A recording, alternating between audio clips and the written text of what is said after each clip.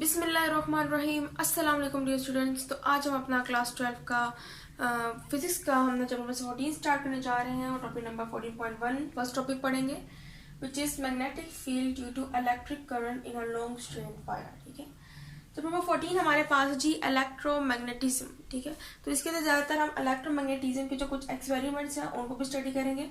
तो सबसे पहले जी हम बात करेंगे कि हमारे पास किस तरह से मैग्नेटिक फील्ड जो है वो प्रोड्यूस्ड होती है ड्यू टू इलेक्ट्रिक करंट जब हम लॉन्ग स्ट्रेट वायर में से करंट को पास करते हैं। ठीक है, हम कहते हैं हमारे पास जो टेम्परेरी करंट होता है वो प्रोड्यूस होता है कब, जब हम करंट को प्रोड्यूस करते हैं और फिर मैग्नेटिक फील्ड जो है वो क्या होती है, प्रोड्यूस हो जाती है। और जब करंट का फ्लो बंद हो जाता है तो फिर मैग्नेटिक फील्ड भी खत्म हो जाती है। ठीक है, लेकिन परमानेंट जो होती है हमारे पास वो ज्यादातर बार मैग्नेट्स होते हैं, उनके अंदर जो मैग्नेटिज्म की पावर होती है वो परमानेंट होती है। तो इधर हम टेम्परेरी मैग्नेटिक फील्ड जो प्रोड्यूस करने जा रहे हैं। ठीक है, तो इसके लिए हम क्या कहते हैं कि हमारे पास एक लॉन्ग स्ट्रेट वायर है।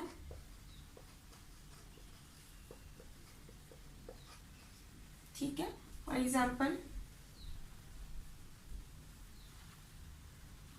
ठीक है, ये हमारे पास वायर है। अब हमने इसको क्या किया हुआ है, एक कार्डबोर्ड लिया है, इसके साथ साथ एक गत्ता लिया है और उसमें से इसको पास कर दिया। ठीक है, यानी कि कार्डबोर्ड लिया, उसमें होल किया और उसमें से इसको पास कर दिया। अब हमने इधर होल किया है और वायर को कार्डबोर्ड में से पास कर दिया है। अब हमने क्या करना है, अब इसके अंदर से हमने करंट को पास करना है। अब करंट पास करने के लिए हमारे पास क्या होना चाहिए, कोई ऐसा सोर्स जिससे हम क्या कर सके, करंट को पास कर सके। तो हमने अब क्या करना है कि एक साइड को पॉजिटिव टर्मिनल से और एक साइड को नेगेटिव टर्मिनल से अटैच कर देना। अब हमारे पास क्या होगा, जब हम इसमें से करंट गुजारेंगे तो हमारे पास जो करंट है वो इस तरह से मूव करेगा, नेगेटिव वाला इधर। ठीक है, तो हमारे पास जो है वो करंट मूव करेगा। लेकिन इसमें सबसे मेन बात यह है कि हमने एक और इसमें अपैरेचर जो है वो यूज किया हुआ है, जिसके जो है हमारे पास है कंपास। हमने क्या किया हुआ है, कंपास को इसके हर तरफ रख दिया।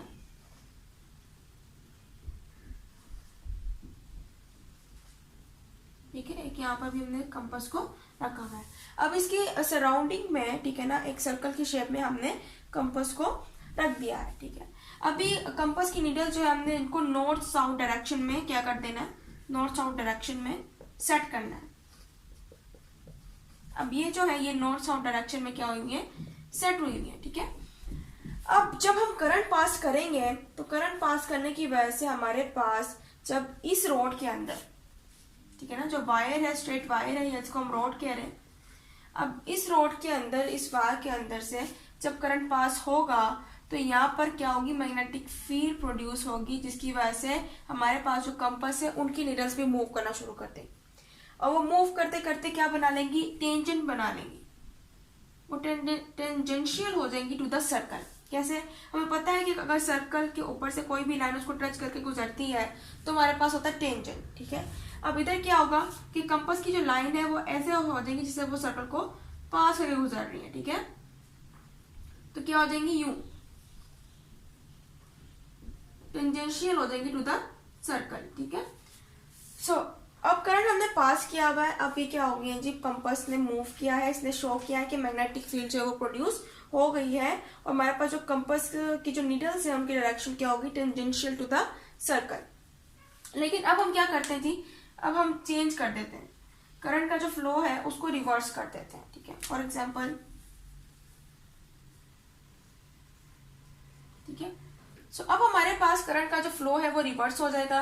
अब जब रिवर्स हो जाएगा तो हमारे पास क्या होंगी कि हमारे पास कंपास तो टेंजेंशियल रहेंगी, लेकिन अब मैग्नेटिक फील्ड की जो मूवमेंट है वो चेंज हो जाएगी। कि पहले फॉर एग्जांपल ये उस तरह मूव कर रही थी, ठीक है, अब हमने करंट को रिवर्स कर दिया, इनकी डायरेक्शन में क्या हो जाएगी, रिवर्स हो जाएगी। ठीक है, और जैसे हम क्या करेंगे, करंट का फ्लो क्या कर देंगे, बंद कर देंगे, स्टॉप कर देंगे, हमारे पास दोबारा से कंपास की नीडल जो है वो एनएस डायरेक्शन में मूव करने लगेंगी। ठीक है, अब इन कंपास की नीडल से हमें पता चल रहा है कि हमारे पास जो इलेक्ट्रिक रॉड में हमने जब करंट अप्लाई किया है तो हमारे पास मैग्नेटिक फील्ड प्रोड्यूस हुई है, इसी वजह से कंपास की नीडल्स ने मूव करना शुरू कर दिया है। ठीक है, इसके अलावा आपकी बुक में भी कुछ रूल्स दिए हुए हैं। ठीक है, कंक्लूजन्स निकाले में इसकी वजह से। नंबर 1 पे है, a magnetic field is set up in the region surrounding a current carrying wire. अब मैग्नेटिक फील्ड को प्रोड्यूस करने के लिए हमारे पास कंडीशन है कि हमने क्या करना है, एक ऐसी वायर के इर्द गिर्द रखना है जो हमारे पास क्या हो, जिसमें से करंट पास हो रहा हो, ठीक है। क्योंकि जब करंट पास होगा तभी मैग्नेटिक फील्ड प्रोड्यूस होगी, जब करंट फ्लो नहीं होगा तो हमारे पास मैग्नेटिक फील्ड प्रोड्यूस नहीं हो सकती।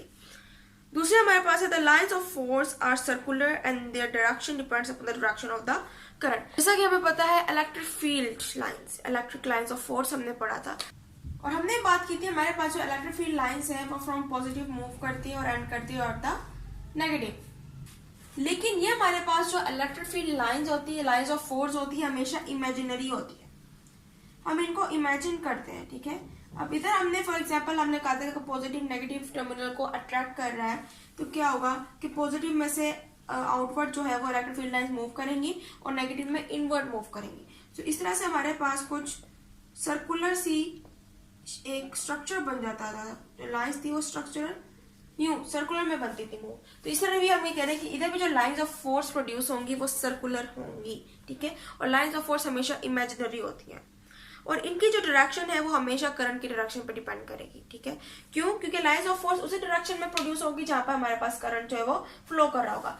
पहले हमारा पास जो करंट का फ्लो था वो चेंज था, डायरेक्शन चेंज थी, तो उसी हिसाब से लाइन्स ऑफ फोर्स है वो क्रिएट होंगी। जब हम करंट की डायरेक्शन को रिवर्स करेंगे तो लाइन्स ऑफ फोर्स की डायरेक्शन जो वो है वो भी रिवर्स हो जाएगी। नंबर 3 पे हमारे पास the magnetic field last only as long as the current is flowing through the wire. ये बात हमें पता है, जब तक करंट रहेगा वायर में तब तक ही मैग्नेटिक फील्ड प्रोड्यूस होगी, वरना खत्म हो जाएगी, ठीक है। इसके अलावा आपको एक डेफिनेशन भी दी हुई है, if the wire is grasped in fist of right hand. For example ये आपके पास वायर है, स्ट्रेट रॉड है या फिर वायर है, और आपने इसको अपने स्ट्रेट जो आपका राइट हैंड है उसकी फिस्ट में, उसकी मुट्ठी में यूं पकड़ना है, ठीक है। इस तरह से पकड़ना है कि आपका जो अंगूठा है the thumb pointing in the direction of the current, कि आपका जो अंगूठा है वो क्या करेगा, डायरेक्शन बताएगा करंट की जो कि अपवर्ड है, और आपके जो कर्लिंग फिंगर्स ये बताएंगे कि जो हमारे पास मैग्नेटिक फील्ड है वो किस डायरेक्शन में बन रही है, ठीक है। तो इस तरह से अगर हम देखें तो हमारे पास जो करंट है वो अपवर्ड मूव कर रहा है, हमें थंब से पता चल रहा है, और जो मेरे पास फिंगर्स हैं, कर्लिंग फिंगर्स, वो बता रही है कि मैग्नेटिक फील्ड की डायरेक्शन यूं है, ठीक है। और फॉर एग्जांपल अगर मैं करंट की डायरेक्शन को चेंज करना चाहती हूँ कि पहले मेरे पास अपवर्ड मूव कर रहा था, अब डाउनवर्ड मूव कर रहा है, अब डाउनवर्ड मूव करेगा तो इसकी डायरेक्शन, अब डाउनवर्ड मूव कर रहा है इसलिए हमारे पास अब करंट की डायरेक्शन भी डाउनवर्ड है, और जो हमारे पास मैग्नेटिक फील्ड की डायरेक्शन है वो भी चेंज हो जाएगी, ठीक है। तो इस तरह से हम क्या करते हैं कि हमारे पास जो मैग्नेटिक फील्ड भी प्रोड्यूस होती है, और ये हमारे पास राइट हैंड रूल है, और ये बहुत ज़्यादा इंपॉर्टेंट है।